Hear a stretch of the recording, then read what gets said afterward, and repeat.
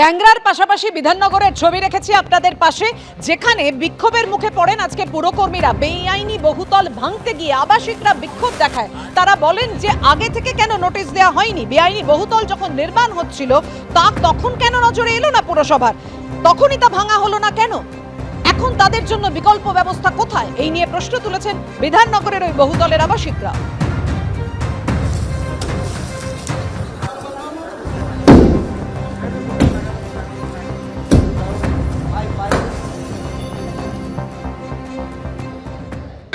Family রয়েছে, তার মধ্যে হার্টের পেশেন্ট রয়েছে, ক্যান্সার পেশেন্ট রয়েছে। হঠাৎ করে দুটোর সময় এসে বলছে, মানুষকে তো সময় দিতে হবে। আরেকটা কথা, জবে থেকে যে যার সঙ্গে এদের দুজনের গন্ডগোল রয়েছে, মানে একজনের থেকে যে জমির ব্যাপার নিয়ে, সেটা তো আমরা জানতাম না। আমরা 22 সালে জমি কিনেছি, তারপরে কেস হয়েছে। সময় তো মানুষকে দিতে হবে।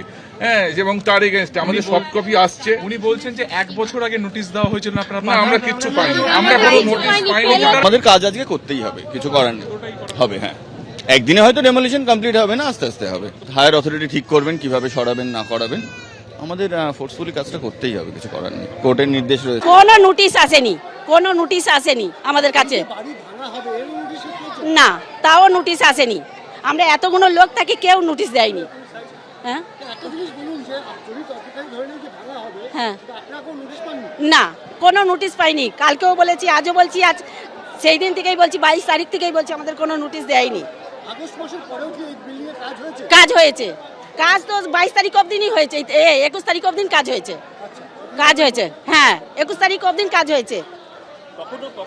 তখনও কথা হয়নি, কোনো আসেনি, না, আসতো না। সেইটাই তো আমরা বলতে চাই যে এত বড় বাড়ি হচ্ছে কেন? তারা কোথায় ছিল? তারা কোথায় ছিল?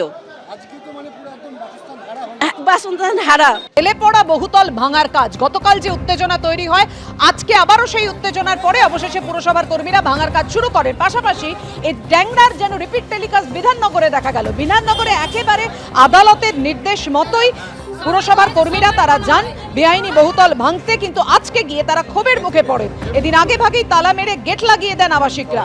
শেষ পর্যন্ত বহুতলের নিচতলায় দোকানের জন্য নির্মিত অংশে ভাঙাভাঙি শুরু করে দেন পুরকর্মীরা।